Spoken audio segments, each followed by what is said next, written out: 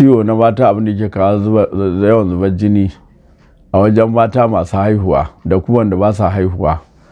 To na farko dai babban illar abin wanda yake kawo zubar jini, akwai matan da suke da wani ciwo da ake ce mai ƙaba, muku turanci ana ce mai fibroid, da kuma fibroid din na dai shine karin mahaifa, wanda ba zai ce karin mahaifa kuma ƙaba ce kwaya. Akwai mai kwaya 3, akwai mai kwaya 4, akwai mai kamar kunkuru, akwai mai kamar kwado.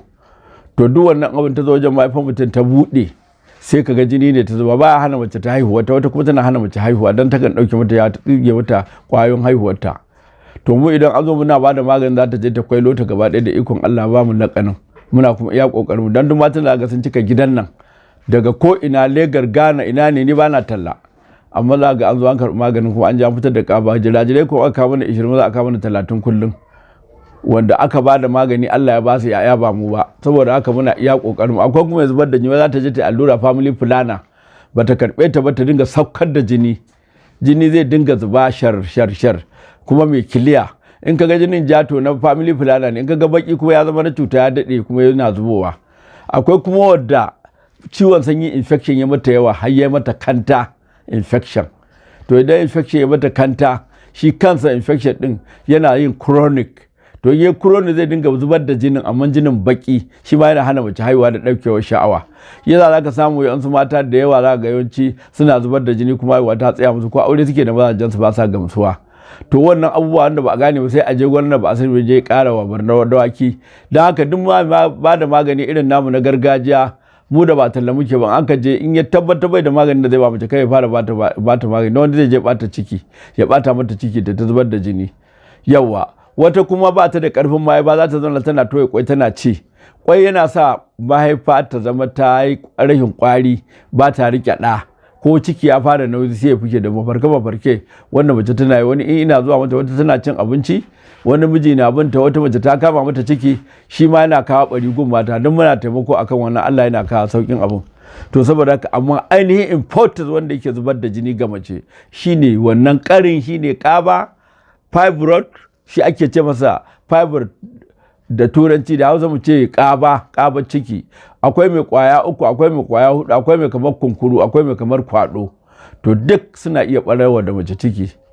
Wani ko ka ga mace tana ta bushewa, kuma ko aure take da mijinta ba za ta dinga gamsuwa ba. To saboda haka abin da yake zubar da jini kenan important ga mace. Mu kuma Allah ya ba mu lakarin da muke bayarwa, ana sha, ana samun lafiya, ana kawo ƴaƴaye da ikon Allah. Wani kuma sai ta ba hajji ta ga cikin mahaifa, dole sai an je an mata operation ba a gane. Mu kuma ka ba za ta fito daga cikin mahaifar ta silalo, ta zo ta faɗo, ta narke, a fito ba kyakkirin ta narke. To saboda haka wani kuma ta riga ta ga gido, wani ma sai an yanke mahaifa. Saboda haka shine yake kawo zubar jini ga mace. Akwai mutanen ɓoye da suke ga jikin mace, a mutanen ɓoye ba sa kasa mace ta dinga zubar da jini, sai ta sa ta fushi da mijinta, ta kumburi, ta rasa abin da ya dame ta, faɗa kullum. Wani mijin ma, akwai matar da mijinta sun kwanta, sai a sako da mijin a ƙasa, ba za ta, sai dai ta waye mijinta yana kwance a ƙasa. Wannan mutanen ɓoyen sun ciro ɗauko mijin sun ajiye a ƙasa. To ka gani bature shi bai da wannan, sai mu dole mu nemi turare, mu haɗa hayaki da mu haɗa turare, shekarun guri shimgin kogi da shauran da ba za a ji ba. To saboda haka aka haɗa mace ta daina, in Allah da ba za ta sake ba. Shi lalle akwai mutanen ɓoye masu hana mace haihu, da fushi da faɗa da kumburi.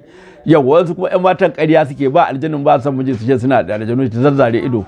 Nakan kama irinsu da yawa, na kama irinsu da yawa sukan gaya min gaskiya, su ce gaskiya su ba aljanu ba ne, miji ne ba sa so. Saboda da yawa ga ƴan matan nan suna zazzare ido ma, iya su dinga wahal da iyayensu suna da aljanu, alhali an haɗa su da aure da wanda ba sa so. Su ta wahal da iyayensu, suna wahal da su. Mu kuma da mun zo za mu gane, muna da kayan da za mu haɗa mai mu ga ba aljani ba ne, sai mu tsare yarinya mu tambaye ta ce ba aljani ba ne, gaskiya ni wane ne ba na so, yasa nake fakewa da aljani. Wata sai sa ita ne mu gafara go uwar. Da su da yawa daga birzo nan da suna jin mu za su zo su faɗa, su ce gaskiya ni ma na zo wannan abin ya same ni, na an taimake ni akan yara na. To wata kuma akwai aljanna da suke biyo ta, ita kuma da aljanna kawai tana zazzare idanu, yau na zuba, kullum fushi, ko su dibga ta da kaza, ba farfadiya bane, akwai farfadiya, akwai aljanu. To saboda haka wannan duk Allah ya kawo lakarin da zaka bada turare, Allah ya raba mutum da shi. Dan ba maganin da Allah bai ba sai na mutuwa da tsufa. Amma duk abin da ka sani, wanda ya san shi ya sani, wanda bai sani ba bai sani. Ai wannan figa fitsari da ake infection shine za a ɗauka a gidan wanka, gidan biki, gidan rawa, nan ne ake zuwa ɗauko infection. Shi ko zuwa ake kama fitsari ta zubar da kuraje na fitar da wani farin ruwa, wani ka ga ruwan ya fito kamar awara, wani ka gani wani kala, wani ka ga yellow, haka yake. Wannan infection ne. Saboda haka wannan shi infection sunan yi, wasu kuraje ne a mafitsara, su je su kama bakin tip din wannan mahaifar kwaya biyu, bututun mahaifar ya rike, sai ya kulle mace ko aure take ba ta san ma tana yi da mijinta ba, to wannan infection ne. Allah ya hore mana abin da za mu bayar sai mahaifar ta buɗe. Dakta, akwai waɗanda da dama tun da shi wannan shiri namu na magani a musulunci ya shiga duniya, wasu za su ji bayanin kuma su kalla, amma za su so ƙarin bayani daga gare ka ko kuma su zo inda kake. Shin ta ya za a same ka? A ni za a same ni da bana tallan nan a duniya, an zo zan tallace gaskiya ta kawo mutum. Ni ina nan yan lemo Zaria Road, da silla 1000 jiran mutum ɗaya. Dama ina jazne nake bada magani, duk an san a Plateau a uku za ka san mutum sama da 300 a wurina. To da faɗa ya zo na jar ɗin nan dan kasa sai na tattara ko matsayi na, dama gida ne Kano. Na dawo na zo na sai gida a nan, na zo na zauna na kama aiki na rufa kai na asiri, nace bari in taimaki Kanawa. Dan Kana da san aiki da nake a nan, yadda nake taimakon yan uwan da dangi, tunda ni bana cajin kowa, da Kano suna da zuciya da kishi, da masu kuɗin nan suna kiyin masu magunguna.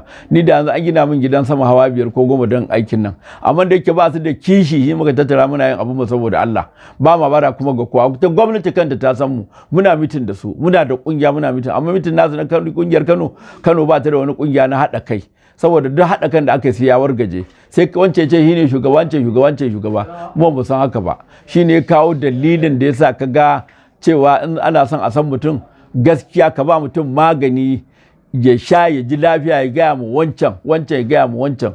Kaga ba na talla, gaskiya take kawo mutum, kuma ina cikin rufin asiri, na rufa kai na asiri da ni da yana muna zaune lafiya. Da ya zo Kano ya ce gidan da ta sila yan lemo wanda ta zo daga Plateau, ga nan Zaria Road, ya ce yan lemo ba rijiyar lemo, yan lemo kuma wuri guda ɗaya ne duk garin Kano. Yan lemo nan ne headquarter yan lemo, a nan nake zaune, ga gidana bakin titi kusa da gidan man Allah na nan, gidana na nan inda yan lemon nan ka zo kace suna neman wani ban Allah da tasiri mai bada magani itatuwa, kowa ya zai kawo, saboda mutunci da muke da bayan Allah gaba ɗaya. Tunda ina taimakon su da kuɗi, babu kuɗi za mu ba su magani da ikon Allah, amma baka da kuɗin mu baka magani, ba baka maganin mu baka kuɗi, dan wani bai da shi.